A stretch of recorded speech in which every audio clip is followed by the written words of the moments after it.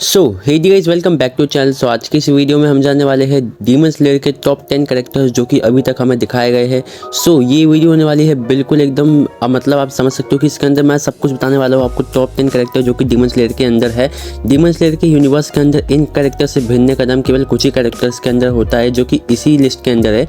और ये top 10 list मेरे ओपिनियन में है। सो आपके ओपिनियन जो होगी आप वो बता सकते हो। वैसे मुझे लगता है कि जो मैंने लिस्ट बनाई है वो ऑलमोस्ट तो सही है, पर कुछ माइनर मिस्टेक हो सकती है, तो आप मुझे बता सकते हैं उसके बारे में। और वीडियो पसंद आती है वीडियो को लाइक करना, चैनल सब्सक्राइब करना फॉर मोर ऐसी वीडियोस के लिए इंस्टाग्राम पे फॉलो करना, लिंक आपको डिस्क्रिप्शन बॉक्स में मिल जाएगी। सो इतना सब कहने के बाद चलिए वीडियो करते हैं स्टार्ट। सो अब बताते हैं नंबर 10 की ओर। सो नंबर 10 पे आता है अपना सबसे पहले हसीरा जो कि है अपना ईगड़ू ओबना है। सो नंबर 10 पे अपना ईगड़ू ओबना है। ईगड़ू ओबना है एक सरपेंट हसीरा है जिसके पास सरपेंट ब्रीथिंग है। और इसकी जो क्या कहते हैं फाइट हुई थी वो हुई थी अपने मुजान के सामने सीधे, जो कि हमें इन्फिनिटी कासल आर्क में देखने को मिलेगी, जो कि होगा अपना सीजन 5 में ऑलमोस्ट, क्योंकि वो मुजान वाली बदल है, वो इतनी जल्दी फाइट तो होने नहीं वाली। सो ईगड़ू ओबना की फाइट हुई थी मुजान से, और मुजान के खिलाफ जब सभी हासिरा मतलब ऑलमोस्ट मरने की कगार पे थे, यानी कि सब हासिरा हार चुके थे, वहाँ पे ईगड़ू ओबना आता है और मुजान को होल्ड करता है पूरा। ईगड़ू ओबना वैसे भी मुजान के अटैक से उसकी दोनों आंखें घायल हो चुकी थी, सो वो उसे कुछ दिख नहीं रहा था, पर उसने काबूरामे जो कि उसका स्नेक है उसकी आइस की हेल्प लेके मुजान को एक टफ फाइट दी। और तांजिरो के बचाने में भी उसी का हाथ था। और जो लोग बोलते हैं कि ईगड़ू ओबना है तो केवल एक ही डीमन से फाइट की जो कि था मुजान, और हार गया। सो उन्हें बता दो कि जो अपना ओबना है वो बिल्कुल भी नहीं हारा था, वो तो बस तांजिरो को बचाने के चक्कर में उसने अपने आप पे मुजान का हमला ले लिया था, इसलिए वो हार गया था। वरना वो चाहता तो वो जीवित बच जाता, जैसे गियू और सानी बचे थे वैसे ही वो भी जिंदा बच जाता। पर हाँ, उसने मुजान का अटैक अपने ऊपर ले लिया था, इसलिए क्या बोलते अपना जो ईगड़ू ओबना है उसकी मौत हो गई थी। पर ऑल ओवर ईगड़ू ओबना की शॉट्समैन स्किल में कोई भी उसके आसपास नहीं है। और उसकी फाइटिंग स्टाइल आपने देखी रखी होगी, अगर आपने मांगा पढ़ रखा है, और नहीं देखी तो 2 साल दो को आई जाएगी। सो बताए नंबर 9 की। नंबर 9 पे आता है अपना अपर मून 3 आकाजा। आकाजा जो है भाई वो सबका फेवरेट डीमन भी हो सकता है और कुछ का नहीं, बिकॉज ऑफ रेनगोकू सान। और इसकी फाइट सबसे पहले हुई थी हमारे मुगन ट्रेन आर्क में। रेनगोकू सान जो कि है फ्लेम हासिरा, और उसके खिलाफ अपनी आकाजा ने ऑलमोस्ट अपनी 30 से 40% पावर या फिर 50% ऑलमोस्ट पावर में रेनगोकू सान को हरा दिया। सो आप समझ सकते हैं कि आकाजा कितना ज़्यादा पावरफुल है।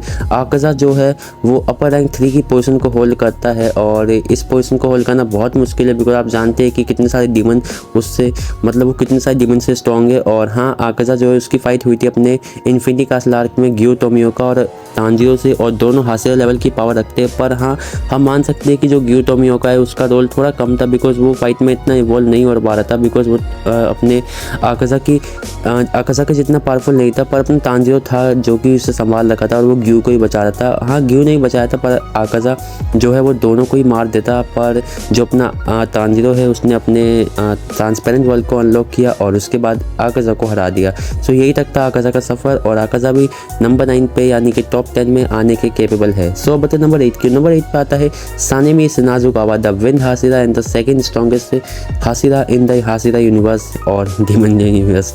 सो डीमन स्लेयर के यूनिवर्स में सेकंड स्ट्रॉन्गेस्ट हासिरा अपना सानेमी है, और सानेमी नंबर 8 पे आता है। बहुत लोग बोले कि भाई तुमने आकाजा से ऊपर सानेमी को क्यों रखा है। सो इससे पहले मैं बताऊं कि पहले आप सानेमी की पावर्स को जान लो। सानेमी यूज़ करता है विंड ब्रीथिंग, जो कि एक तरह से अग्रेसिव ब्रीथिंग स्टाइल है पूरे ब्रीथिंग स्टाइल में। और सानेमी की फाइट हुई थी अपने कोकुशिबो जो कि अपर रैंक 1 की पोजीशन को होल्ड करता है, और ग्यो में हिमेजिमा के आने से पहले तक उसने कोकुशिबो को ऑलमोस्ट रोक कर रखा था, यानी कि उसे मैच कर रहा था, यानी कि उसे किसी भी अटैक नहीं करने दे रहा था। पर एक वक्त था कि जहाँ पे जो अपना सानेमी है वो भी अपनी विल पावर को ब्रेक कर देता है, और वहाँ पे कोकुशिबो से मारने वाला था पर ग्यो में बचाता है। पर हाँ, सानेमी जब तक ग्यो में नहीं थे, जब तक उसने अकेले फाइट की थी, और उसके बाद अपने डीमन स्लेयर मार्क अनलॉक करने के बाद उसने कोकुशिबो को एक टफ फाइट दी थी। अब आते हैं कि वो आकाजा से ऊपर क्यों है। सो आकाजा से ऊपर होने का कारण है कि आप लोग बोलोगे कि आकाजा अपना हेड रीग्रो कर सकता है और सानेमी को हरा सकता है, पर भाई आकाजा ने केवल ऐसा एक ही बार किया, और हम नहीं जानते वो कितनी बार कर सकता है। और देखा जाए तो सानेमी जो है वो सिर्फ पावर में ज़्यादा है, यानी कि आप देखो कि उसने कोकुशिबो से फाइट की जहाँ पे आकाजा उसका मूव नहीं देख पा रहा था, और कोकुशिबो के सामने सानेमी ने फाइट दी, और कोकुशिबो की फाइट आकाजा से भी हुई थी, पर आकाजा को उसने बहुत ही जल्दी हरा दिया था, पर वो सानेमी के साथ ऐसा नहीं कर पाया था। अब ये लोग बोले कि क्या कहते हैं भाई वो हेड ग्रो कर सकता है, पर भाई सानेमी चाहे तो वो उसे धूप में भी चला सकता है। और मैं यहाँ पे पावर गैपिंग देख रहा हूँ। तुम ये बोलोगे कि अगर इन्फिनिटी कासल आर्क में फाइट होती तो आकाजा जीत जाता, बिकॉज वहाँ पे धूप ही नहीं आ सकती। पर भाई अगर वहीं पे मैं बोलूँ कि अगर बाहर फाइट होती तो बाहर तो सानेमी हरा सकता है। सो मैं पावर गैपिंग की बात कर रहा हूँ। इस हिसाब से तो अगर अगर देखा जाए तो गोकू जो है वो गोजो को भी नहीं हरा सकता, बिकॉज गोजो को कोई छू नहीं पाएगा, पर आप जानते हैं कि गोकू हरा सकता है। सो यही केस सानेमी और अकाजा में, सानेमी अकाजा को हरा सकता है, पर कुछ कंडीशन है कि अकाजा उसमें जीत सकता है, पर all over Sanemi is stronger than Akaza. Number 7 upper rank 2 Doma. Doma जो है वो पूरे डीमन स्लेयर के यूनिवर्स का सेकंड स्ट्रॉन्गेस्ट डीमन है अपर रैंक्स में, और डोमा भाई सब माय फेवरेट कैरेक्टर है। अब बहुत लोग बोले कि भाई तुमने इसे इतने नीचे को रखा है, भाई देखो डोमा मेरा फेवरेट कैरेक्टर है। अगर मेरा फेवरेट कैरेक्टर है तो मैं इसे नंबर 1 पे भी रख सकता हूँ, पर भाई क्यों? क्योंकि मैंने पावर गैपिंग का मैं देख रहा हूँ कि भाई मैं ऐसी कुछ ही को भी नहीं रखूँगा। सो डोमा की फाइट होती है अपने शिनोबु कोचो से, और शिनोबु जो थी उसने ऑलमोस्ट डोमा को हरा दिया था, और ये बात डोमा ने खुद कही थी कि अगर शिनोबु की जो हाइट है वो ज़्यादा होती तो डोमा उसी से हार जाता, पर डोमा इतना भी ज़्यादा वीक नहीं है कि वो एक शिनोबु जैसे हाशिरा से हार जाए। उसको हराने के लिए ऑलमोस्ट यार ग्योमे जैसे हाशिरा की ज़रूरत होगी, जब भी वो हारेगा। और डोमा की फाइट हुई थी अपने शिनोबु से, और उसके बाद हुई थी अपने इनोसुके और कनाउ से, और डोमा चाहता तो इन दोनों को भी हराया था, पर हाँ डोमा का जो नेचर है वो हंसमुख है। अब बहुत लोग बोलते हैं कि डोमा सीरियस जो है वो बहुत हाशिरा को हरा सकता है, पर भाई डोमा सीरियस होगा ही नहीं, बिकॉज उसका नेचर ही खुशी रहने वाला है। सो वो हमेशा खुशी फाइट करेगा जैसे उसने शिनोबु से की थी, और डोमा की फाइट कोकुशिबो से भी हुई थी। और उस कंपैरिजन में देखा जाए तो डोमा ने कोकुशिबो के जो किमोनो जब वध जाता है उस फॉर्म तक तो फाइट की थी, और ये एक पैरेलल मांगा है जो कि मेरे ख्याल से कुछ लोगों ने देखी होगी, कुछ ने नहीं, मैंने देखी है। सो उसमें जो होता है ख्याल से कोकुशिबो को अपने अपनी तलवार की यूज़ करना पड़ता है, जिसके कारण वो डोमा को हरा पाता है। और डोमा इसलिए आता है नंबर 7 पे बिकॉज वो बहुत स्ट्रॉन्ग है और आकाशा से कई गुना स्ट्रॉन्ग। अब आते हैं नंबर 6 और नंबर 6 पे आता है अपना the strongest hashira the Gyomei Himejima the stone pillar. अब बहुत लोग बोले कि भाई तुमने डोमा से ऊपर ग्योमे क्यों रखा है। सो यार फिर से वही बात आती है कि पावर गैपिंग में देखा जाए तो ग्योमे इज़ स्ट्रॉन्गर देन डोमा। अब बहुत लोग बोले कि भाई ग्योमे जो है वो डोमा की आइस वाली जो होती है अटैक, उसमें अगर ग्योमे सांस लेगा तो उसके लंग्स फ्रीज हो जाएंगे। भाई मैं मानता हूँ कि वो हो सकता है, पर ग्योमे इतना तो पागल नहीं है कि वो उसकी हवा में सांस लेगा। ये चीज़ इनोसुके पे भी अप्लाई होती है। इनोसुके भी था जो कि हवा नहीं ले रहा था, सो इनोसुके के लंग्स तो फ्रीज नहीं हुए थे, वो कनाव के हुए थे, बिकॉज कनाव सांस ले रही थी और इनोसुके ने दिमाग लगाया तभी जाके वो डोमा को मतलब टक्कर दे पा रहा था। और यही कैसे ग्योमे तो भाई इनोसुके से ज़्यादा उसके पास आईक्यू है, वो इतना सेंसेबल है कि वो लगा सकता है दिमाग कि कौन है उसके सामने। और जो ग्योमे है वो बहुत ज़्यादा स्ट्रॉन्ग है, उसने कोकुशिबो से फाइट की थी अलोन, और एक इंसान होते हुए भी उसने भाई कोकुशिबो को ऑलमोस्ट मतलब उसके जो बेस फॉर्म है उससे ज़्यादा स्ट्रॉन्ग मैं मानता हूँ कि ग्योमे जो है वो उसके बेस फॉर्म से ज़्यादा स्ट्रॉन्ग है अपने मार्क के साथ। और मार्क अनलॉक करने के बाद तो आप जानते हो कि ग्योमे ने क्या किया था। ग्योमे फाइट करने के साथ ही साथ अपने बाकी के हाशिराओं का भी बचाया जा रहा था, इसलिए ग्योमे जो है वो स्ट्रॉन्गेस्ट हाशिरा है और वो आता है नंबर 6 पे।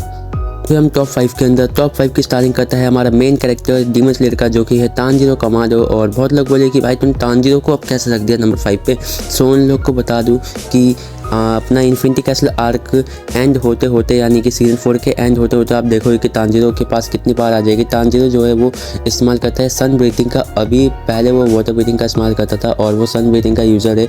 और उसने फाइट की थी आकाशा से पहले इन्फिनिटी कैसल आर्क में, पर उससे पहले भी उसने फाइट कर रखी है, जैसे कि उसने अपने ग्योटारो से फाइट की थी, फिर हांटेंगु से फाइट की थी, फिर आकाशा से फाइट की। सो आकाशा से फाइट करते वक्त उसने मतलब यू से जो ज़्यादा अच्छा परफॉर्मेंस किया था और आकाशा को हराया था।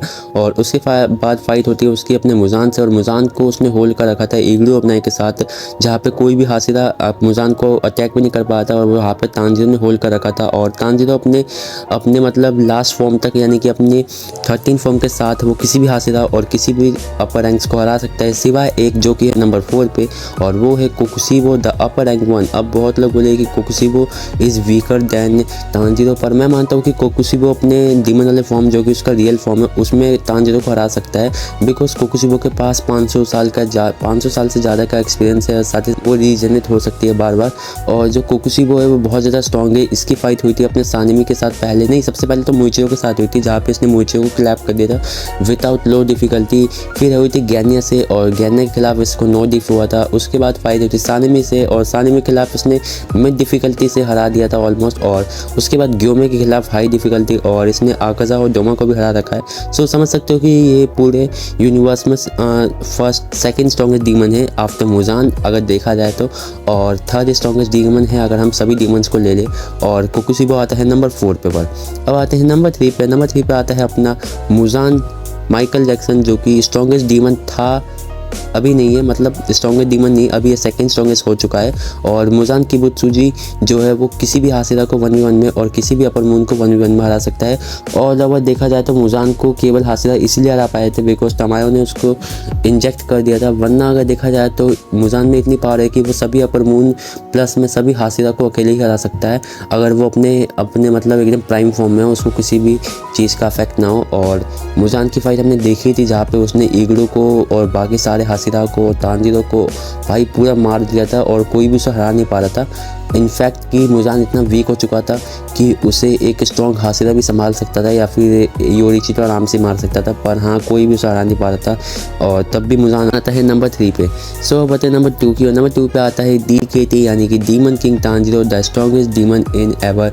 और ये बहुत लोगों को नहीं पता होगा शायद से, पर हाँ मेरे ख्याल से ज़्यादा लोगों को पता ही होगा। और तांजीरो जो होता है वो इन्फिनिटी कैसल आर्क में जब मुजान की मौत होती है तो मुजान अपनी सारी पावर तांजीरो के अंदर डालता है और तांजीरो बन जाता है ऑलमोस्ट मुजान के इक्वल, पर वो मुजान से इसलिए ऊपर है बिकॉज वो सन को भी कॉन्कर कर सकता है, सो वो सन में भी घूम सकता है, इसलिए वो मुजान से ज़्यादा पावरफुल है। तांजीरो कमांडो की आप पावर जानते ही है। और डीमन किंग तांजीरो की पावर इतनी है कि वो जब वो डीमन बनता है तो उसका हाथ मतलब जो होता है वो होता नहीं है, पर वो एकदम से रीजनरेट करता है और उसके आसपास के जितने लोग होते हैं उन्हें घायल करता है। और उस समय मेरे ख्याल से उसे कोई नहीं हरा सकता है सिवाय एक बंदे के जो कि नंबर 1 पे है, और वो है सुगीकुनी योरीची। योरीची जो है वो नंबर 1 और the GOAT of Demon Slayer वाज है, और इसे हराने का दम किसी में भी नहीं है। सन बेथिंग का यूज़र है। बहुत लोग बोले कि भाई DKT is stronger than Yoriichi because DKT sun में भी घूम सकता है, तो योरीची उसे मारेगा कैसे। सो अगर आपने मोइचिरो वर्सेस ग्योको की फाइट को देखा है तो आप जानते हो कि ग्योको जो था वो अपने हेड को रीजनरेट करता, पर मोइचिरो ने उसके हेड्स के इतने ज़्यादा पीसेस किए कि वो वापस रीजनरेट ही नहीं कर पाया। और यही सेम केस हम देख सकते हैं कि DKT के अगर इतने ज़्यादा स्मॉल पीसेस कर दी जाए कि वो रीजनरेट ही नहीं कर पाए तो उसकी सन में जाने की एबिलिटी का क्या ही फ़ायदा होगा। और यही बात योरीची पर लाई होती है कि योरीची में इतना IQ होगा कि वो DKT के बहुत छोटे पीसेस कर देगा, जिसके कारण वो रीजनरेट ही नहीं कर पाए। और योरीची ने मुजान को 1v1 में लो डिव के साथ हरा रखा है, सो इसलिए योरीची है नंबर 1 स्ट्रॉन्गेस्ट हाशिरा या फिर strongest person in the Demon Slayer verse. और यहीं पे हमारी लिस्ट खत्म होती है top 10 stronger Demon Slayer characters की। और अगर आपको ये लिस्ट पसंद आती है तो लाइक करना, चैनल सब्सक्राइब करना, कमेंट करना क्या करना है आपको, और एक इंस्टाग्राम पे फॉलो और मेंशन कर सकते हो अगर कुछ करना हो तो। बाय।